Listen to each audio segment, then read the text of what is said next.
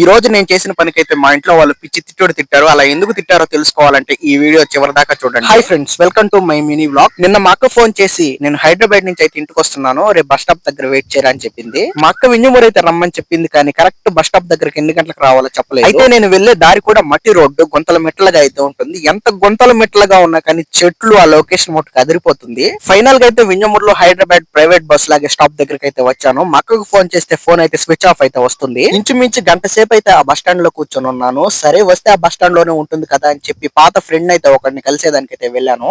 ఇంకా సడన్ గా మా అక్క ఫోన్ చేసి నేను ఇంటికి వెళ్ళిపోయాను, నా ఫోన్ స్విచ్ ఆఫ్ అయిపోయింది, నేను బస్ స్టాప్ దగ్గర చూస్తే నువ్వు బస్ స్టాప్ దగ్గర లేవు, అందుకని వెళ్ళిపోయానని చెప్పింది. ఇంకా మా అక్క కాడి నుంచి అయితే మా అమ్మ ఫోన్ తీసుకుని అయితే పిచ్చి తిట్టుడు అయితే తిట్టింది. మీ ఇంట్లో మీ అక్క కానీ మీ చెల్లి కానీ లేదా మీ బంధువులు కానీ ఎవరైనా ఊరు నుంచి వస్తుంటే రిసీవ్ చేసుకోవడానికి మిమ్మల్ని పంపిస్తే మీరు ఖచ్చితంగా వాళ్ళని రిసీవ్ చేసుకుని ఇంటికాడైతే వదిలిపెట్టండి, లేకపోతే మీ ఇంట్లో వాళ్ళ చేతిలో మీకు మోతే. ఈ వీడియో కనుక మీకు నచ్చినట్లయితే లైక్ చేసుకుని